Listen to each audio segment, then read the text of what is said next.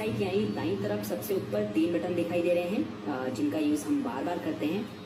इसमें सबसे पहले मिनिमाइज बटन है, फिर मैक्सिमाइज और सबसे लास्ट में क्लोज बटन है। मिनिमाइज बटन पर अगर आप क्लिक करेंगे तो आपकी ओपन विंडो हाइड हो जाएगी। वापस इस विंडो को ओपन करने के लिए टास्क बार में उस प्रोग्राम के आइकन के ऊपर क्लिक करें। जब मैं सिर्फ क्लिक करें बोलता हूं तो उसका मतलब माउस के लेफ्ट क्लिक से है।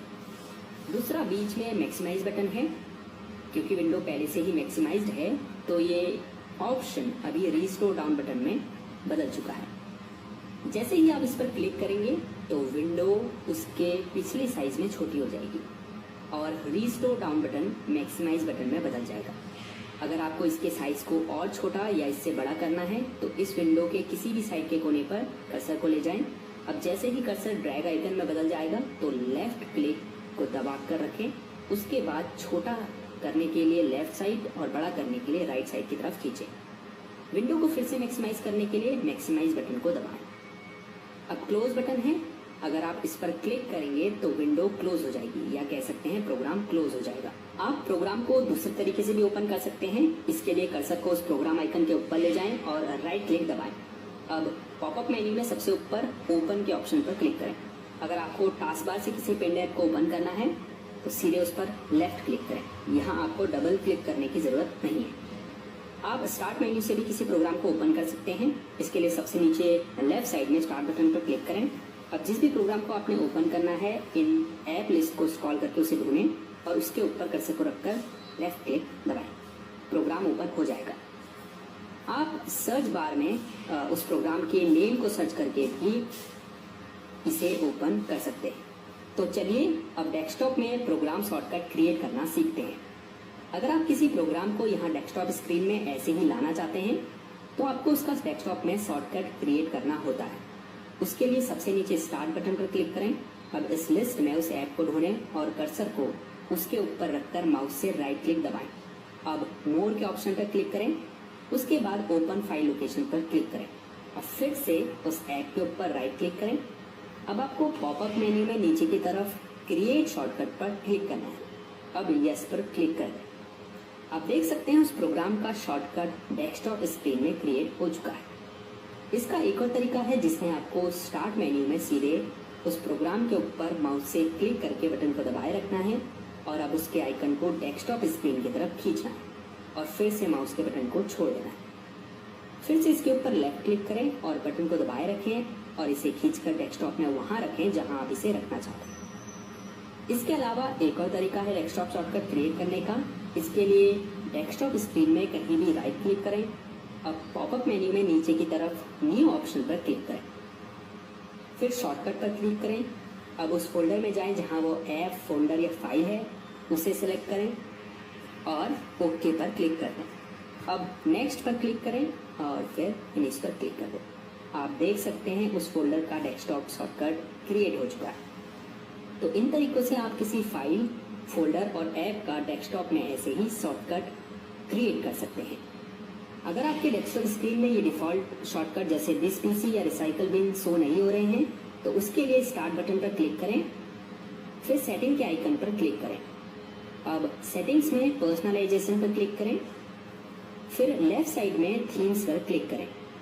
अब राइट साइड में रिलेटेड सेटिंग के नीचे डेस्कटॉप आइकन सेटिंग्स पर क्लिक करें।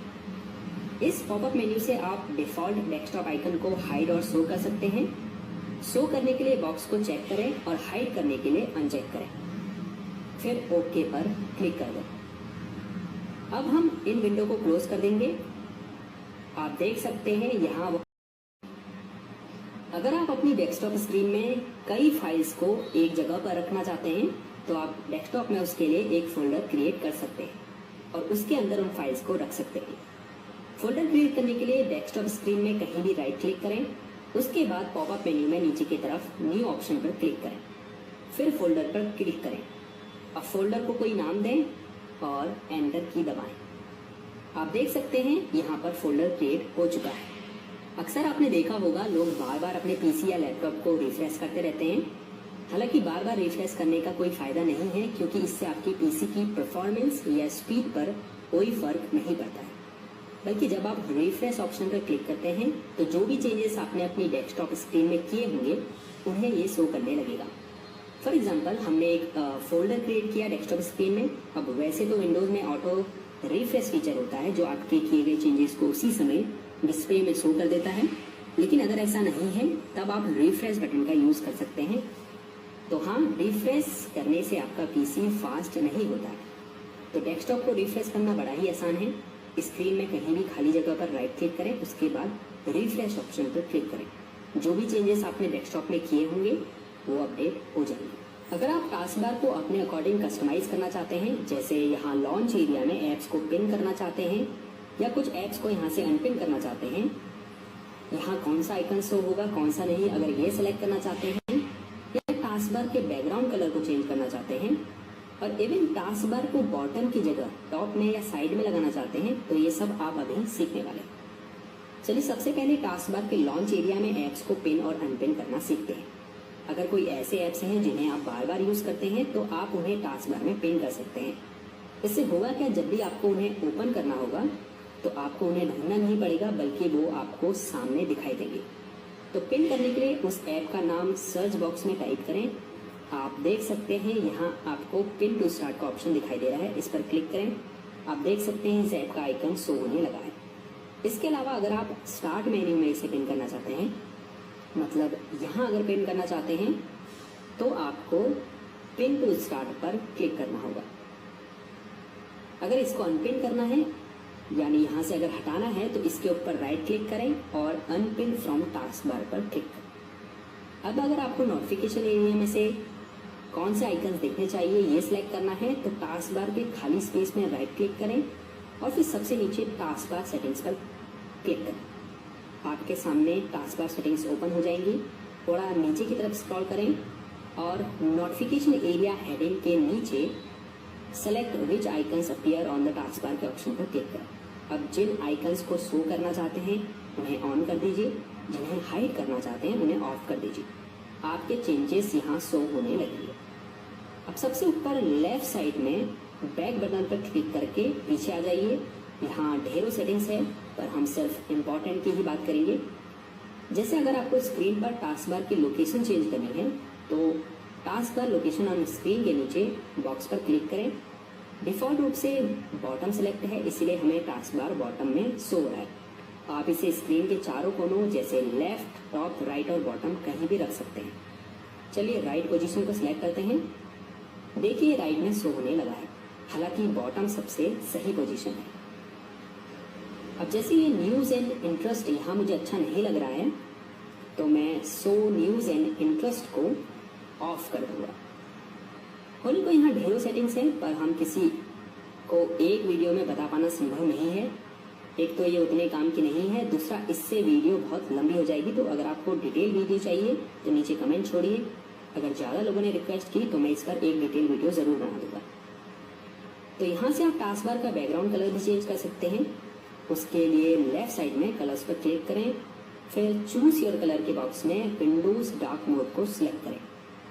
आप लाइट मोड में टास्क बार के बैकग्राउंड को नहीं बदल पाएंगे। उसके बाद इन्हें डार्क ही रहने दें। यहाँ से जो कलर आपको रखना है टास्क बार के बैकग्राउंड का उसको सिलेक्ट करें। अगर यहाँ आपको अपनी पसंद का कलर नहीं मिलता तो कस्टम कलर पर क्लिक करें और फिर यहाँ से आप उस कलर को पिक करके डन पर क्लिक करें। अंत में start task bar and action centre के चेक बॉक्स को चेक कर लें।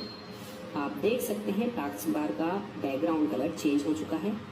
इसके अलावा टास्क बार मेन्यू और यहाँ एक्शन सेंटर का भी बैकग्राउंड सेम हो चुका है। अब हम इसे क्लोज कर देते हैं। अब अगर आपको विंडोज़ की थीम चेंज करनी है तो यहाँ आप देख सकते हैं लेफ्ट साइड में थीम्स का ऑप्शन है, इस पर क्लिक करें। अब चेंज थीम के नीचे थीम्स शो हो रही हैं। आप टेस्ट करके देख सकते हैं कौन सी थीम ज़्यादा अट्रैक्टिव है। जैसे हम इस पर क्लिक करते हैं तो आप देख सकते हैं लिंक्स के कलर चेंज हो चुके हैं। यहाँ टास्क बार में आइकन्स के नीचे के कलर भी चेंज हो चुके हैं और इसके अलावा डेस्कटॉप की बैकग्राउंड इमेज भी चेंज हो चुकी होगी। अगर आपको यहाँ दी गई थीम्स नहीं पसंद आती है तो आप गेट मोर थीम्स पर क्लिक करके माइक्रोसॉफ्ट स्टोर से दूसरी विंडोज़ थीम्स डाउनलोड कर सकते हैं। अब अगर आप डेस्कटॉप के बैकग्राउंड वॉलपेपर को चेंज करना चाहते हैं तो इसके लिए स्क्रीन पर राइट क्लिक कीजिए, उसके बाद पॉपअप मेन्यू में सबसे नीचे पर्सनलाइज के ऑप्शन पर क्लिक करें। अब यहाँ चूज या पिक्चर में दी गई इमेजेस को आप सिलेक्ट कर सकते हैं या फिर ब्राउजर बटन पर क्लिक करके अपने कंप्यूटर से कोई भी पिक्चर चूज कर सकते हैं। तो हम यहाँ से इस पिक्चर को सिलेक्ट करते हैं, उसके बाद विंडो को क्लोज कर देते हैं। आप देख सकते हैं बैकग्राउंड पिक्चर चेंज हो चुकी है। अगर आपको इन डेस्कटॉप आइकन्स को छोटा बड़ा करना है तो डेस्कटॉप में राइट क्लिक कीजिए, उसके बाद व्यू में आइकन्स के साइज को लार्ज, मीडियम या स्मॉल में सेट करें। तो ये डे 2 की कंप्यूटर क्लास में इतना ही काफ़ी है। आई होप आज आप बहुत कुछ नया सीखे होंगे। ये ज़रूरी नहीं कि आप सब कुछ एक ही दिन में सीख जाएं, पर जितना भी सीखें उसे ऐसे सीखें कि आपको उसे दोबारा सीखने की ज़रूरत बिल्कुल ना पड़े।